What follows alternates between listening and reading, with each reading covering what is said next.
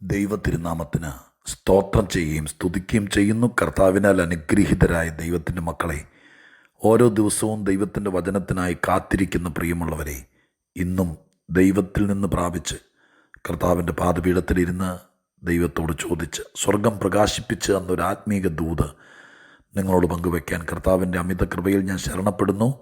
ലോകത്തിൻ്റെ വിവിധ ഭാഗങ്ങളിൽ താമസിച്ചുകൊണ്ട് ജീവിച്ചുകൊണ്ട് ദൈവത്തെ സേവിച്ചും ദൈവത്തെ പ്രസാദിപ്പിച്ചും ദൈവത്തിൽ നിന്ന് പ്രാപിച്ചും സസന്തോഷത്തോടെ ജീവിതം മുന്നോട്ട് നയിക്കുന്ന ദൈവത്തിൻ്റെ മക്കളായ എല്ലാ പ്രിയപ്പെട്ടവർക്കും യേശുക്രിസ്തുവിൻ്റെ ധന്യമുള്ള നാമത്തിൽ വിനീതമായ സ്നേഹവന്ദനം അറിയിക്കുന്ന കൂടെ കർത്താതി കർത്താവും രാജാതി രാജാവുമായ നമ്മുടെ ദൈവത്തിന് ഒരുപാട് നന്ദിയും സ്തോത്രവും സ്തുതിയും മഹത്വവും പുകഴ്ചയും കരയറ്റിക്കൊണ്ട് ഇന്ന് ഞാൻ നിങ്ങളുമായി പങ്കുവയ്ക്കാൻ കർത്താവിൻ്റെ ഹൃദയത്തിൽ തന്നിരിക്കുന്ന ദൈവിക ആലോചനയ്ക്ക് ആധാരമായ വേദവാക്യം ന്യായാധിപന്മാരുടെ പുസ്തകം 6-ാം അധ്യായം അതിൻ്റെ 11-ാമത്തെ വാക്യമാണ്. ന്യായാധിപന്മാരുടെ പുസ്തകം 6-ാം അധ്യായം 11-ാമത്തെ വാക്യം ഞാൻ നിങ്ങളെ വായിച്ചു കേൾപ്പിക്കാം.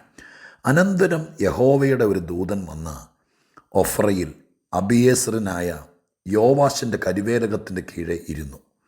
അവൻ്റെ മകനായ ഗിദയോൻ ഗോതമ്പ് മിദ്യാന്യരുടെ കയ്യിൽ പെടാതിരിക്കേണ്ടതിന് മുന്തിരിച്ചക്കിനരികെ വെച്ച് മെതിക്കുകയായിരുന്നു. അവൻ ഗോതമ്പ് മിദ്യാന്യരുടെ കയ്യിൽ പെടാതിരിക്കേണ്ടതിന്, മിദ്യാന്യരുടെ കയ്യിൽ ഗോതമ്പ് പെടാതിരിക്കേണ്ടതിന്. ഇസ്രായേൽ മക്കൾ മിസ്രയീമിൽ നിന്ന് കനാൻ ദേശത്തെത്തിയതിന് ശേഷം ന്യായാധിപന്മാർ ന്യായപാലനം ചെയ്യുന്ന കാലത്ത് അറിയപ്പെടുന്നൊരു ന്യായാധിപനായി മാറിയ ആളാണല്ലോ ഗിദയോൻ. ഗിദയോനെ തേടി ദൈവിക സന്ദർശനം വരികയാണ്. അതിൻ്റെ തുടക്കമാണ് ഈ 11-ാമത്തെ അധ്യായത്തിനകത്ത് 6-ാമത്തെ അധ്യായത്തിനകത്ത് കാണാൻ കഴിയുന്നത്. അവിടെ ആ കാലഘട്ടത്തിൻ്റെ വിചിത്രമായിരിക്കുന്നൊരു പ്രത്യേകത, ഇസ്രായേൽ മക്കൾ കനാൻ്റെ മണ്ണിൽ നന്നായിട്ട് പണിയെടുക്കും. ബാർലിയും ഗോതമ്പും വിതയ്ക്കുന്ന വയലേലകളിൽ നന്നായി കഷ്ടപ്പെട്ട് പണിയെടുത്ത് വിതച്ച് അത് പാകപ്പെടുത്തി കതിരോളം വളർന്നു കഴിയുമ്പോൾ മിദ്യാന്യർ വന്ന് ഇതെല്ലാം കൊയ്തുകൊണ്ട് പോകും. ചതിയാണ്, കൊടുംചതി. അധ്വാനിക്കുന്ന ഇസ്രായേൽ മക്കൾക്ക് ഒരു മണി ധാന്യം പോലും കൊടുക്കാതെ മുഴുവൻ ധാർഷ്ട്യത്തോടെ അഹങ്കാരത്തോടെ കൊയ്തുകൊണ്ട് പോകുന്ന ഒരു അനീതിയുടെ പ്രവണത, അതിൽ മനം നൊന്ത് 6-7 വർഷങ്ങൾ അവർ പിന്നിട്ടു. ആ സന്ദർഭത്തിൽ ഗിദയോനെക്കുറിച്ച് ഇവിടെ പരിചയപ്പെടുത്തുന്നത് ഇങ്ങനെയാണ്. ഒരു മുന്തിരിച്ചക്കിനരികിൽ, അവിടുത്തെ ഏറ്റവും ഇന്നത്തെ ചിന്തയിലെ ഏറ്റവും പ്രധാനപ്പെട്ട ഭാഗം, ഇന്നത്തെ ദൂതിൻ്റെ ഉള്ളടക്കം ഇപ്രകാരമാണ്: ഗോതമ്പ് മിദ്യാന്യരുടെ കയ്യിൽ പെടാതിരിക്കാൻ, പെടാപ്പാടുപെടുക, പരിശ്രമിക്കുക. പെട്ടുപോയാൽ തീർന്നു, പെടാതിരിക്കാൻ ശ്രമിക്കുന്നു. ഞാൻ ഈ വാക്ക് വായിച്ചപ്പോൾ എൻ്റെ മനസ്സിനകത്ത് ദൈവികമായിരിക്കുന്ന കുറേ ചിന്തകൾ പരിശുദ്ധാത്മാവ് തന്നു. ഗോതമ്പോ യവമോ പുരാതന കാലത്തെ കൃഷിയോ കൃഷിയിടമോ ഇതൊന്നുമല്ല നമ്മുടെ വിഷയം. നമ്മുടെ ജീവിതത്തിനകത്തും പെടുത്തിക്കളയാൻ, നമ്മുടെ നന്മകളെ കവർന്നെടുക്കാൻ, നമ്മൾ കണ്ണുനീരോടെ വിതച്ചത് ഫലമെടുക്കേണ്ട സമയമാകുമ്പോഴേക്കും കൈവശപ്പെടുത്താൻ, അത് നമ്മുടെ കുഞ്ഞുങ്ങളാണെങ്കിലും കുടുംബജീവിതമാണെങ്കിലും ജീവിത പങ്കാളിയാണെങ്കിലും നമ്മൾ ഒരുക്കിയ വഴികളാണെങ്കിലും നമുക്ക് ദൈവം തന്ന അവകാശമാണെങ്കിലും അത് കൈയടക്കാനും കൈവശമാക്കാനുമുള്ള ഒരു പ്രവണത ലോകത്തിൽ ദുഷ്ടശക്തികൾക്കുണ്ട്. ചിലപ്പോൾ അത് ചില ആളുകളുടെ രൂപത്തിൽ വന്നേക്കാം, ചിലപ്പോൾ വിവിധ രീതിയിലെ പോരാട്ടങ്ങൾ പോലെ വന്നേക്കാം. എന്താണെങ്കിലും ദൈവം നമുക്ക് തന്നത്, കനാൻ്റെ മണ്ണിലെ അവകാശം ദൈവം തന്നതാണല്ലോ. അവിടെ വിതയ്ക്കാനും കൊയ്യാനൊക്കെയുള്ള അധികാരം ദൈവം ഏൽപ്പിച്ചതാണല്ലോ. അത് സമാധാനത്തോടും സ്വസ്ഥതയോടും കൂടി അനുഭവിക്കാൻ കഴിയാതെ വണ്ണം ജാതീയ ശക്തികളായിരിക്കുന്ന മിഥ്യാന്യർ വന്ന് കൊയ്തുകൊണ്ട് പോകുമ്പോൾ ഇവിടെ ഒരു മനുഷ്യൻ, ഒരു പുരുഷൻ, അവൻ പെട്ടതിന് ശേഷം പെടക്കുകയല്ല, പെടാതിരിക്കാൻ ശ്രമിക്കുകയാണ്. പ്രിയരെ, ഇതൊരു വലിയ മുന്നറിയിപ്പാണ്, ഇതൊരു വലിയ ദൂതാണ്. ഓരോരോ കാര്യങ്ങളിൽ ചെന്ന് പെട്ടതിന് ശേഷം നമ്മൾ പിന്നെ തല പുകഞ്ഞിട്ട് കഥയില്ല. ആദ്യം എന്ത് ചെയ്യണം? പെടാതിരിക്കാൻ ശ്രമിക്കണം. ഇവിടെ ഒരു മനുഷ്യൻ ഗോതമ്പും ഒരുപാട് പേരുടെ, എൻ്റെ ചിന്തയും എൻ്റെ ഊഹവും എൻ്റെ ഭാവനയും ഇങ്ങനെയാണ്. ആ കാലഘട്ടത്തിൽ ഗിദയോൻ മാത്രമല്ല, ആ നാട്ടിലെ പലരും, ഇസ്രായേൽ മക്കൾ പലരും വിതച്ചു. വിതച്ചവരുടെ പലതും മിദ്യാനർ കൊണ്ടുപോയി. 1-2 അല്ല, 6-7 വർഷമായി കൊണ്ടുപോയിക്കൊണ്ടിരിക്കുക. ഈ കൊല്ലവും കൊണ്ടുപോയി. പക്ഷേ ഈ വർഷം ഗിദെയോൻ ശ്രമിക്കുകയാണ്, പരിശ്രമിക്കുകയാണ്. എന്താ പരിശ്രമിക്കുന്നത്? മിദ്യാനരുടെ കയ്യിൽ തൻ്റെ ഗോതമ്പ് പെടരുത്. തൻ്റെ അവകാശം, തൻ്റെ അധ്വാന ഫലം, തനിക്ക് വേണ്ടത്, തൻ്റെക്ക് പുഷ്ടി വരുത്തേണ്ടത്, അതിനെ മിദ്യാനരുടെ കയ്യിൽ പെടാതിരിക്കാൻ വേണ്ടി ശ്രമിക്കുക. പ്രിയരെ, ഞാൻ ഇതിൽ നിന്ന് കണ്ട മറ്റൊരു സംഭവം പറയാം.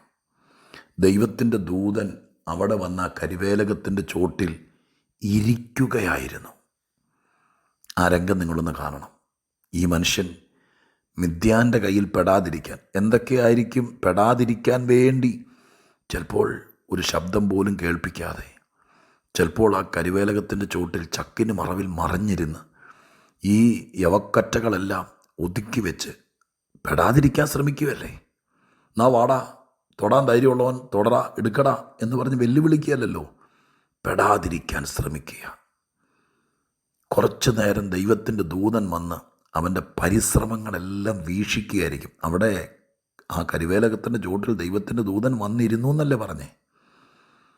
എന്നെ കേൾക്കുന്ന പ്രിയപ്പെട്ടവരെ, നിൻ്റെ കുടുംബം ഒരു വലിയ ചതിയിൽ പെടാതിരിക്കാൻ, നിൻ്റെ തലമുറ അനർത്ഥത്തിൽ പെടാതിരിക്കാൻ, നിൻ്റെ ജീവിതം വലിയ കുഴിയിൽ അകപ്പെടാതിരിക്കാൻ, നീ അനുഭവിക്കേണ്ട നന്മകൾ ആരെങ്കിലും കൊണ്ടുപോയി കൈവശപ്പെടുത്താതിരിക്കാൻ, നിൻ്റെ പൊന്നോമള മക്കളെ കൺമുമ്പിലൂടെ ദുഷ്ടശക്തികൾ ആവഹിച്ചെടുത്ത് കൈവശപ്പെടുത്തുന്നത് കാണാതിരിക്കാൻ, ഒരു പെട്ടുപോകാതിരിക്കാൻ ശ്രമിക്കുക. എങ്ങനെ ഈ ശ്രമിക്കുക? ഞാൻ ആത്മീകത്തിൽ പറയാം. നമ്മുടെ പ്രാർത്ഥനകൾ, നമ്മൾ ദൈവസന്നിധിയിലെ കരുതലുകൾ, ഉപവാസങ്ങൾ, ദൈവത്തോടുള്ള അടുപ്പം, അഭയാചനകൾ, ഇതെല്ലാം നമ്മൾ ശ്രമിക്കുകയാണ്. ഒരു രോഗം വരാതിരിപ്പാൻ, ഒരു നഷ്ടം വരാതിരിപ്പാൻ, ഒരു കലഹം ഉണ്ടാകാതിരിപ്പാൻ, ഒരു പ്രതിസന്ധി നേരിടാതിരിക്കാൻ, ഒരു പിണക്കം വരാതിരിപ്പാൻ. പ്രിയരെ, അതിനു വേണ്ടി ശ്രമിക്കുക. വരാൻ വേണ്ടി, വരുന്നത് വരുന്നോടത്ത് വെച്ച് കാണാം എന്ന് പറയുന്ന ആൾക്കാരുണ്ട്. വരട്ടെ അന്നേരം നോക്കാം എന്ന് പറയുന്നവരുണ്ട്. ഇല്ലേ, ഇതൊക്കെ നമ്മുടെ ഇടയിലുണ്ട്, ആത്മീകരുടെ ഇടയിലുണ്ട്. എന്നാൽ വരട്ടെ, വന്നാൽ കാണിച്ചു കൊടുക്കും, ഒരു നടക്ക് പോകത്തില്ല എന്ന് പറയുന്നവരുണ്ടല്ലോ, ഉപദേശിമാരുടെ ഇടയിൽ കാണുമല്ലോ. പക്ഷെ ഒരു മനുഷ്യനെ നിങ്ങൾ കണ്ടോ, പാവം, ഒരു പ്രശ്നം വരാതിരിക്കാൻ, ഒരു പ്രതിസന്ധി ഉണ്ടാകാതിരിപ്പാൻ, നമ്മുടെ തല കൊണ്ടെന്ന് മറ്റൊരുത്തൻ്റെ കക്ഷത്തിൽ പെട്ടുപോകാതിരിപ്പാൻ, അതിനു വേണ്ടി ശ്രമിക്കുക. എൻ്റെ പ്രിയരെ, ഞാനിത് വായിച്ച് ധ്യാനിക്കുമ്പോൾ എൻ്റെ മനസ്സിൽ കർത്താവ് വല്ലാതെ ഇടപെട്ടൊരു കാര്യം പറയാം. പ്രശ്നങ്ങൾ ഉണ്ടാകാതിരിപ്പാൻ, നഷ്ടങ്ങൾ വരാതിരിപ്പാൻ, ഒരു ദുഃഖം വരാതിരിപ്പാൻ, ഒരപമാനം ഉണ്ടാകാതിരിപ്പാൻ, ഒരു ഇടർച്ച വരുത്താതിരിപ്പാൻ, ഒരു തകർച്ച ഉണ്ടാകാതിരിപ്പാൻ, എന്തോരം വേണമെങ്കിൽ പറയാം ഞാൻ. അതിനു വേണ്ടി ശ്രമിക്കുന്ന ഒരുത്തനെ കണ്ടാൽ ദൈവം ഇങ്ങനെ നോക്കി നിൽക്കും. ഈ കരിവേലകത്തിൻ്റെ ചോട്ടിൽ വന്നിരിക്കുന്ന ദൂതനെ വെറൊരു ദൂതനല്ല, എഴുത്തും കൊണ്ട് വരുന്ന പോസ്റ്റ്മാനെ പോലത്തെ ഒരാളല്ല, അധികാരമുള്ള ദൂതനാണ്. ദൈവത്തിൻ്റെ സാഹാര പ്രത്യക്ഷത എന്ന് പറയും. ആ ദൂതന വന്നിരിക്കുന്നത്. പഴയ നിയമകാലത്ത് പലപ്പോഴും ഇറങ്ങി വന്നിട്ടുള്ള ദൂതൻ, അധികാരമുള്ള ദൂതൻ. ആ ദൂതൻ വന്നിങ്ങനെ നോക്കി നിൽക്കുക, ശ്രദ്ധിക്കുക. ഇവൻ ശത്രുവിൻ്റെ കയ്യിൽ പെടാതിരിക്കാൻ, അവൻ്റെ നന്മ പെടാതിരിക്കാൻ അവൻ ശ്രമിക്കുന്ന ആ പരിശ്രമം.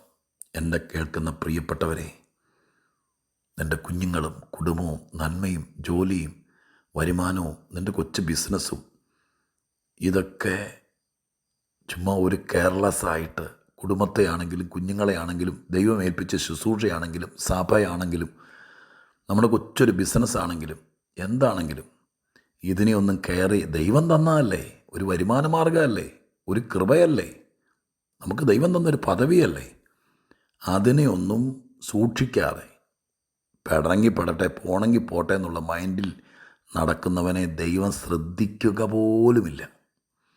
എന്നാൽ നിനക്കുള്ളതും കൃപയോ ശുശ്രൂഷ എന്തുമാകട്ടെ, അത് പെടാതിരിക്കാൻ. എനിക്ക് ആ വാക്ക് ഭയങ്കരമായിട്ട് ടച്ച് ചെയ്തു. മിദ്യാൻ്റെ കയ്യിൽ അകപ്പെടാതിരിക്കാൻ, സംഭവിക്കാതിരിക്കാൻ വേണ്ടി ഒരു ശ്രമം നടത്താമോ? ആ കുടുംബം തമ്മിൽ പിരിയാതിരിക്കാൻ ഒരു ശ്രമം നടത്താമോ? ആ ചർച്ച് തകരാതിരിപ്പാൻ ഒരു ശ്രമം നടത്താമോ? അവർ നമ്മോട് പിണങ്ങിപ്പോകാതിരിപ്പാൻ ഒരു ശ്രമം നടത്താമോ? നമ്മളെ ആജന്മ ശത്രുവായി കാണാതിരിപ്പാൻ ഒരു ശ്രമം നടത്താമോ? അവരെ ദൈവം ഇങ്ങനെ ശ്രദ്ധിച്ച് നോക്കും. ആ കരുവേലകത്തിൻ്റെ ചോട്ടിലിരുന്ന് ആ ദൂതൻ ഗിദെയോനെ ശ്രദ്ധിച്ച് നോക്കുന്ന കണ്ടോ ശ്രദ്ധിക്കുന്ന കണ്ടോ? ചുമ്മാ വന്ന് മരത്തെ ചാരി ഉറക്കം തൂങ്ങിയിരിക്കുമല്ല ദൂതൻ. ഇവൻ ചെയ്യുന്നത് ശ്രദ്ധിക്കുക. പ്രിയരേ, ഒരു പ്രതിസന്ധി വരാതിരിപ്പാൻ, ഒരിടർച്ച വരാതിരിപ്പാൻ, ഒരു പോറലേക്കാതിരിപ്പാൻ ശ്രമിക്ക്. ഇനിയും ശ്രമിക്ക്. നീ ഒന്നോടെ പരീക്ഷ എഴുതു മോനെ, ഒന്നോടെ ശ്രമിക്ക്. കഷ്ടപ്പെട്ട് രാത്രി ഉറക്കളച്ച് ഇല്ലാത്ത പണമുണ്ടാക്കി ഒന്നോടെ ശ്രമിക്കുന്ന കാണുമ്പോൾ മറ്റു പലരും ഇങ്ങനെ വാ പൊത്തിച്ചിരിക്കും. ഓ, ഇപ്പോൾ കാണാം, ചെല്ല് എന്നൊക്കെ വീട്ടുകാർ പോലും പറയും. പക്ഷേ നിന്നെ സ്നേഹിക്കുന്ന ദൈവമുണ്ടല്ലോ, ആ ദൈവം നിന്നെ ഇങ്ങനെ ശ്രദ്ധിക്കും. നീ കഷ്ടപ്പെടുന്നത്, ഒരു കരപറ്റാൻ ശ്രമിക്കുന്നത്, നീ ഒരു നന്മ പ്രാപിക്കാൻ വേണ്ടി ശ്രമിക്കുന്നത്, കുടുംബം രക്ഷപ്പെടുത്താൻ വേണ്ടി ശ്രമിക്കുന്നത്, അതിനുവേണ്ടി വാഗ്ദത്തം നിറവേറ്റാൻ വേണ്ടി ശ്രമിക്കുന്നത്, അതിങ്ങനെ ദൈവം നോക്കി നിൽക്കും. എന്താണെങ്കിലും ഞാൻ ഇങ്ങനെ പറഞ്ഞ് പ്രാർത്ഥിക്കാം. ഗിദെയോൻ ജയിച്ചു. പരിശ്രമിച്ചവൻ, പെടാതിരിപ്പാൻ കഷ്ടപ്പെട്ടവൻ, അവൻ്റെ കൂടെ ദൈവം നിന്നു. ശ്രമിക്ക്, ഒന്നോടെ ശ്രമിക്ക്. കാശ് നഷ്ടമാകാതിരിപ്പാൻ, നീ തുടങ്ങി വെച്ചത് ഇല്ലാതായി പോകാതിരിപ്പാൻ ശ്രമിക്ക്. ദൈവം ശ്രദ്ധിക്കും, ദൈവം സഹായിക്കും, ദൈവം അതിൻ്റെ ഒത്താശ ചെയ്തു തരും. നീ ഒരു കരപറ്റും. ദൈവം അനുഗ്രഹിക്കും. ഞാൻ പ്രാർത്ഥിക്കട്ടെ. പരിശുദ്ധ ദൈവമേ, ഞങ്ങളുടെ സ്വർഗീയ പിതാവേ, അനുഗ്രഹീതമായ നല്ല ദിവസം, ഒരു പരിശ്രമവും നടത്താതെ വെറുതെ ജീവിതം പാഴാക്കുന്ന ഒരുപാട് പേരുടെ ഇടയിൽ എങ്ങനെയെങ്കിലും ഒരു നന്മ പ്രാപിപ്പാൻ ശ്രമിക്കുന്ന കുറേ പേരെങ്കിലും കാണൂല അപ്പാ. എന്നെ കേൾക്കുന്നതിൽ കുറേ പേരെങ്കിലും ഗിദെയോനെ പോലെ മിദ്യാൻ്റെ കയ്യിൽ പെടാതിരിപ്പാൻ, ജീവിതം പൊളിഞ്ഞു പോകാതിരിപ്പാൻ, ഒരിക്കൽ കൂടി ഒരു നന്മയ്ക്ക് വേണ്ടി ശ്രമിക്കുന്നവർ കാണൂല അപ്പാ. അവരെ ഒന്ന് ഈ ഗിദെയോനെ നോക്കി നിന്നതുപോലെ നോക്കി നിന്ന് ഒരു കൈത്താങ്ങൽ കൊടുക്കണേ. ഇതെൻ്റെ അപേക്ഷയാണേ. അനുഗ്രഹിക്കണേ. യേശു ക്രിസ്തുവിൻ്റെ നാമത്തിൽ പ്രാർത്ഥിക്കുന്നു. കേൾക്കണേ സ്വർഗീയ പിതാവേ. ആമേൻ.